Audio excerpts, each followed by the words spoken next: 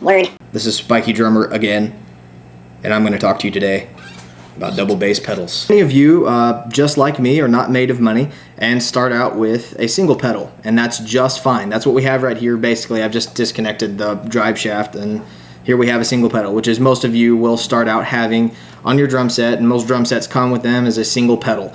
I use a Pearl Eliminator. That's what I moved up from, but you know, I started on a really crappy pedal. Like I said, you know, in so many videos past, we start on very crappy things and then move our way up to nicer things, and that's how we progress in life. Same thing.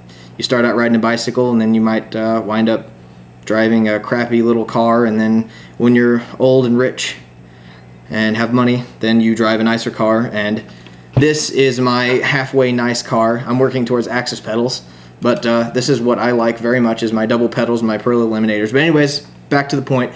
I'm going to show you how to fix these onto your drum set. Alright, so basically there's several parts to your bass pedal.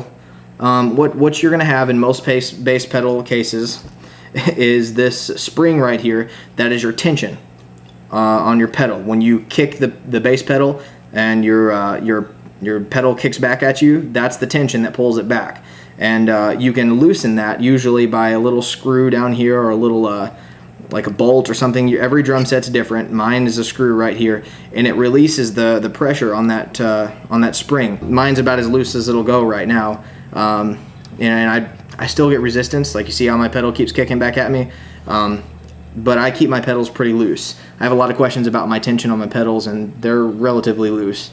I used to play on them very tight, and that worked for me for a little while, but that's really good for practicing, not really good for playing, because you know, you need to be easy on your feet, and you know, you can always go faster if the resistance is less.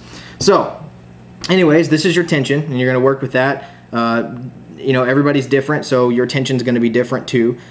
Just work with it. Whatever's comfortable with you, then there you go. Just fix the tension the way that you like it and how you enjoy it, and what doesn't hurt your leg too much. Okay, so let's move to the back of the pedal now. The back of the pedal has or most pedals anyways, have the heel portion of the pedal to adjust forward and back, and that just adjusts the angle of the pedal. I prefer it to be as shallow of an angle as I could possibly get, because that means it's just less distance for my foot to have to travel. So all I have to do is just unscrew that little screw right there and scoot it back and forth on the base plate, and what it'll do is just create whatever angle I want for the pedal to be.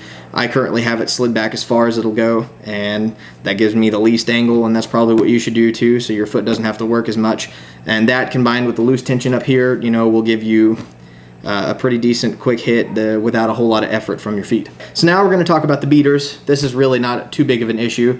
You can remove your beaters with this drum key here, and like I said, this drum key is pretty important throughout your drum set. You just screw it on like right there on mine. It's different for every drum pedal, but mine is right here, and I can unscrew this and pull the beater out.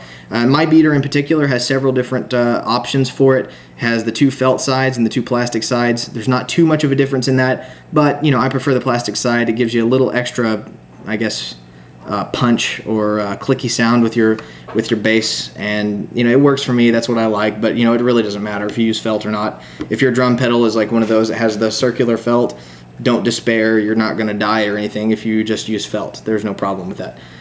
Okay, the one last thing we're going to talk about today is most pedals have cams on them. Now, if you've heard this and you really don't know what that means, all a cam is just this piece right here, this blue piece right here, and that connects the or that gives like a rounded angle for the chain of my drum, or the chain of my pedal, to connect to the beater. Some cams are different, and they're designed to give you a different feel. This cam in particular is just a normal rounded edge. I have several inside that I can put on my bass, install onto my bass pedal, that will give me more of a delay on my drum. It's really, there's no reason for that at all. When you're looking through your cams and you're trying to decide which cam to install in there, look for the rounded one. Don't use the one that's like got an angle on it or something, because that's just gonna, I don't know why they do that.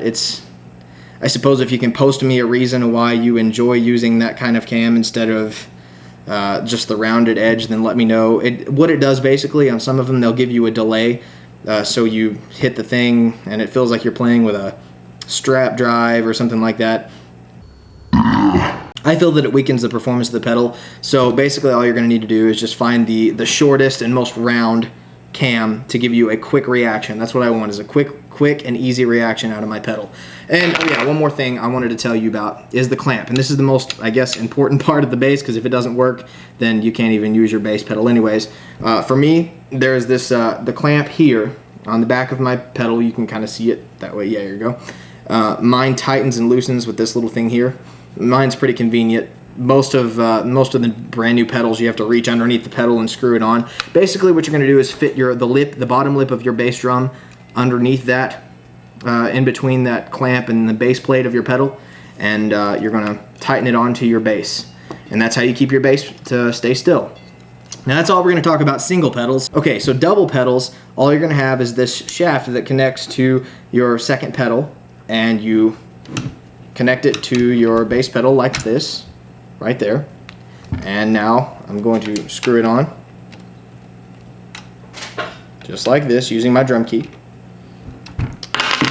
And there's another pedal over here. I'm not going to lift it up and show it to you, but basically you use both feet and you press the pedals just like that.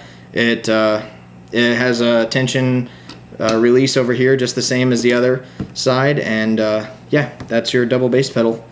So anyways, I hope this helps describe the bass pedal to you as much as possible. This is what you kick with your foot, by the way, just to let you know.